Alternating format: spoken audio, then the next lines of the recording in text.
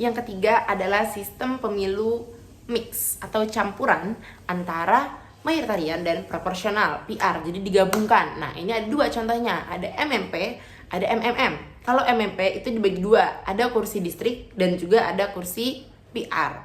Jadi kursi distrik ini yang dihitung pertama. Ketika kursi distrik ini ternyata tidak proporsional atau tidak mencerminkan suara yang seharusnya diperoleh oleh si kandidat, maka kursi PR ini yang melengkapi dia. Seperti itu.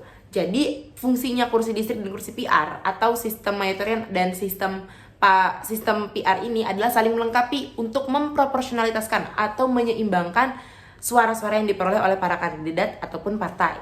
Tapi yang kedua itu MMM atau paralel. Nah, MMM ini dibagi dua juga, ada kursi distrik sama kursi PR, tapi keduanya berjalan beriringan, berjalan berdampingan dan tidak saling memengaruhi. Kalau distrik dapatnya segini ya udah, kalau kursi PR dapatnya segini ya udah, mereka tidak saling melengkapi seperti MMP. Seperti itu kalau sistem mix, sesederhana itu.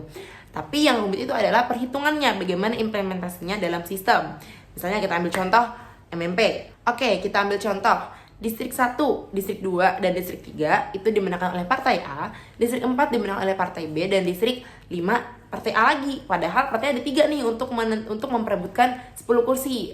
Nah, jadi kalau dalam kursi distriknya kan berarti suaranya ini, tabel suaranya ini bentuknya Partai A 40%, Partai B 30%, dan Partai C itu 20%. Maka seharusnya Partai C ini punya kursi sebanyak 20%. Nah, bagaimana cara untuk menyeimbangkannya tadi? Karena kan akhirnya kalau dari kursi distrik A dapat 4 kursi dan B dapat 1 kursi kan. Nah, padahal kan seharusnya B dapat 3, C dapat 2. Maka itulah fungsinya kursi PR tadi, menyeimbangkan. Maka ketika kita seimbangkan, berarti partai B itu ditambah 2 kursi karena sudah satunya dapat dari distrik. Terus kemudian yang partai C tadi ditambah 2 kursi karena di kursi distrik tidak mendapatkan kursi.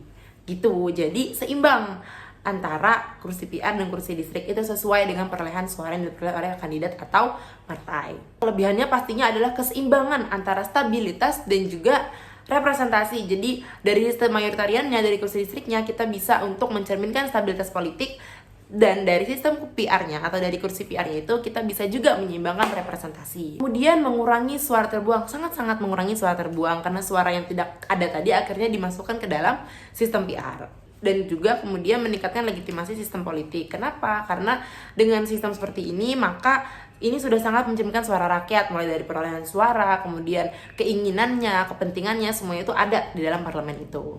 Kekurangannya apa? Pertama, sangat kompleks dan ribet dan rumit dalam pengimplementasiannya. Sulit untuk orang awam memahami sistem MMP ini atau sistem mix ini. Dan yang kedua itu bisa jadi ada overhang seats, di mana misalnya nih kasus tadi itu ya, ternyata harusnya partai A ini kan tadi awalnya dapat 4, ternyata misalnya jatahnya dia ini cuma 2 doang, maka nanti ada overhang seats gitu. Jadi menyebabkan adanya pembengkakan jumlah kursi di parlemen.